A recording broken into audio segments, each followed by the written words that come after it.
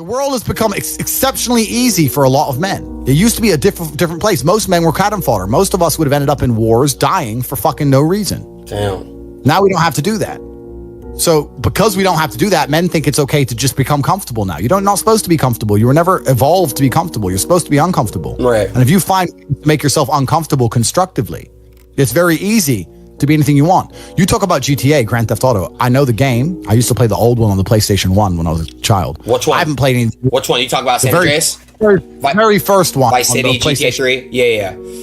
Oh, the very, very, very, very first one, like 1994. Okay. Old school. Okay. But I've never played any of those games, but I find it amazing that people will sit there and spend all their time upgrading that character, making as much money as they can, getting the best guns, getting strong, getting some hoes, meeting important people, getting the best car. They'll do all that in a game, but they won't do it in real life. I find that incredible. Like my life is GTA. I don't need to play a game for GTA. If I want a gun, I'll fucking buy it. If I want a car, I'll fucking buy it. I want a bitch, I'll get her. It's me. I am GTA. I don't see why people play the games. They play the games because they're scared of loss. Because if you die in the game, you get another chance. If you lose in the game, you get another chance. In life, you get one shot. Damn, that's... But if you get some balls, that's what life is as a game. That's what life is as a man. This is one big video game. You get to upgrade your character. You're not born with any value. All these women that you just put me on with are born with value. They're pretty already. They're gorgeous already. They're good looking enough. Even if they're a 5, someone's going to give a shit they exist because someone wants to fuck them. As a man, if you don't make yourself valuable, you have no value. You have to get up and do it. Just like a video game, you start with fucking 0. You have to decide if you want to complete it. You have to upgrade your character. So I find it amazing that men are going to play video games and fuck about and waste their time instead of upgrading their character. Everyone knows what to do. You know what you have to do. You're right. If you had to become the most dangerous, intelligent, respectable man on the planet, you know you're supposed to go to the gym. You know you're supposed to train, learn how to fight. You know all these things. You don't do them. That's your decision. It's your prerogative. I didn't make that choice. I made the choice to do it all. I decided all of it. And every single man watching this can do the exact same thing, which is why I have very little pity. When I do these streams and people think I'm arrogant or I'm rude to people, or even to you earlier when I was making jokes and I've been joking with the girls, You're saying good, drink the soy latte. I'm not, yeah. Of course, and I know we're only joking, right? But the point is, that's a conscious decision you made. I would never make fun of someone who hasn't got a choice. I wouldn't make fun of someone born with one I arm. have a choice, though. But if you've made a fucking decision to be less than you should be, then I believe you should be mocked for that decision. I agree. I feel like, yeah, because like you're not living up to your full potential. Like it's your choice to basically not live up to your full potential.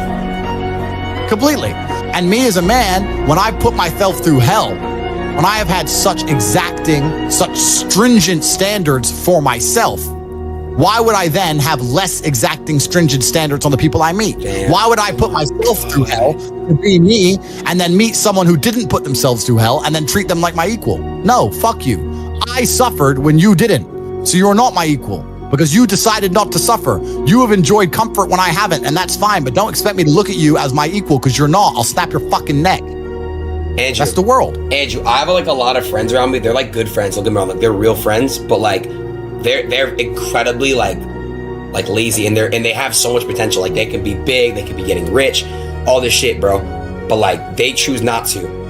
So, but it's really hard because I love them. They're my friends, and I came up with these guys, and they're so entertaining. I love them. They're my brothers, but like, I understand. But you have to. But there's something that's always kind of confused me. When I tell people that you are the sum of the 5 people you spend the most time with, everyone agrees. They go, "Yeah, that's probably true." The 5 people you spend the most time with, that's what you're gonna end up like. They say, "Yeah, that's true," and then they continue to hang around with people who they don't want to be. Why? There has to be a point. There has to be a point where you sit and go, okay, you're my friends, etc., etc. I love you guys. Yeah, we can talk, whatever. But I'm on a different life path. You have to leave some people behind.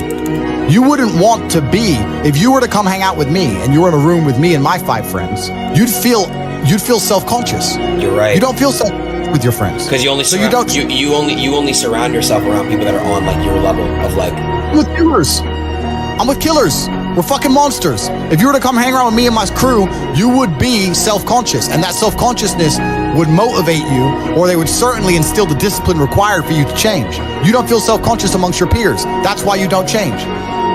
If you were to get in a room and you're the only person who ain't a fucking monster, you'd want to become a monster. That's life. That's humanity. So I say this to people all the time. If you know you're the sum of the 5 people you hang around with, why you hang around with people you don't want to be? Nah, it's true, bro. I'm gonna tell you why, right? I was Do you know who I Show Speed is?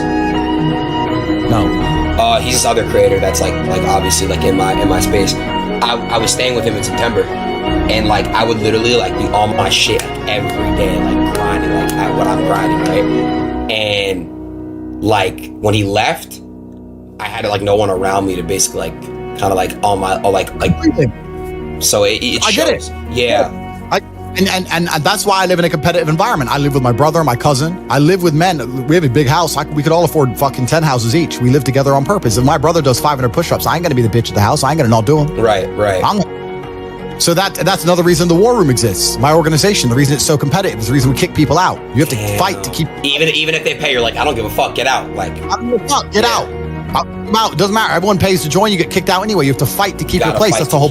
Damn. That's because that's how life was.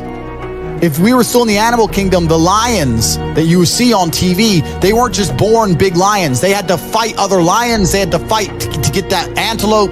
They had to fight other animals, hyenas, jackals. They had to fight to be the boss. We live in a comfortable world now where people think, oh, it doesn't matter, it doesn't matter. But you know what? To some degree, it does matter. It does matter, and I'll tell you who it matters to. It matters to your soul, and it matters to God. I stand in the mirror with a pure heart. I know I am the best version of me that could possibly ever exist. I know that God is proud of me. There's nothing that God hates more than sloth and laziness. If God were to create a man and that man were to sit around and do fuck all, God will frown upon you. It's why you're never lucky. If you're listening to this and you think I'm never lucky, I'll tell you why, because God dislikes you because you're fucking lazy. Start to work. Start to show God the beauty of his own creations. You'd be amazed how lucky you'll become. Wow. God is unhappy with these people. And inside their hearts, they're unhappy. We talk about depression, anxiety, all those things you mentioned earlier on this podcast. That comes from self-loathing. You loathe your own weakness. You loathe your own laziness. This is what all of these things are. I don't feel depression. How can I feel depression when I'm the most powerful version of me that I could ever fucking be? How can I feel depression when I could squeeze my own hand hard enough to break my own bones? How can I feel depression when I've smashed and destroyed 68 people's faces in front of me, men who thought they could test me in fair combat? How can I feel depressed? It's impossible. Do you understand? Bro, you got like the best fucking mentality, like brain, like ethic I've ever seen in my fucking life. What the fuck? Everything you're saying is just like that you've said. It's literally facts. I agree with like 100% of everything. So why do we? Okay, here's another question. Do you notice that like human beings naturally we don't care about things until it's gone? Like we don't appreciate what we have until it's gone. Do you know that? You know what I'm trying to say? Like appreciation. Like, correct. Why is that? Why do you think that? And do you feel that way? Like, are you very grateful? Are you appreciate what you have? Like, you know how to speak on that? Yeah, that's a mental trick. You have to rewire your brain. That's one of the things you have to rewire your brain to do. And the reason your brain needs to be rewired is because anyone who is watching this stream below the age of 30, your brain is already broken. And I'll tell you it's broken. I'll tell you why. Watch your friends when they're on TikTok. How long can they even focus on a video before they have to change? Half a second, Damn. maybe. All of your minds are broken. You can't even focus on anything anymore. You're right. You are constantly distracted to the point where you can't even appreciate the good things in your life. You're distracted. Your minds are broken. You need to rewire your mind and resist the slave programming. How? They have programmed. I'll tell you how. First thing you have to do is identify it. You have to identify what is happening to you. I use my mind to break the trap. What I do is I allow my enemy to manipulate me on purpose. And then I use my mind to break the trap and punish the perpetrators. I will sit on TikTok for a day and I'll just enjoy TikTok. And by the end of the day, I'll watch myself. How quickly I'm looking to be entertained, how little time I give a video, how fucked up I am. And then I'll blink and I'll cure my fucking brain. You must allow yourself to be manipulated and you must fix it. All of it. You just talked about not appreciating the things you have. Then blink and cure your brain. It's a conscious decision. You're letting other people control your mind. All distraction. The Matrix is trying to control your mind. They're very good at it. That's what they do to control all of us. You have to break the trap. If you cannot control your own mind, let me make this point because it's extremely important.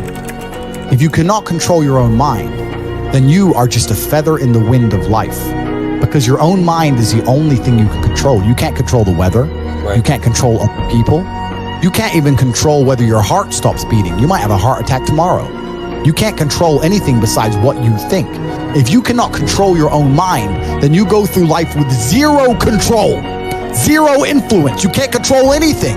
You're just a feather in the wind, waiting for life to blow you from happy place to sad place to happy place to sad place, completely hoping on the gods to be fortunate to you, because if any genuine discomfort comes your way, you're fucked.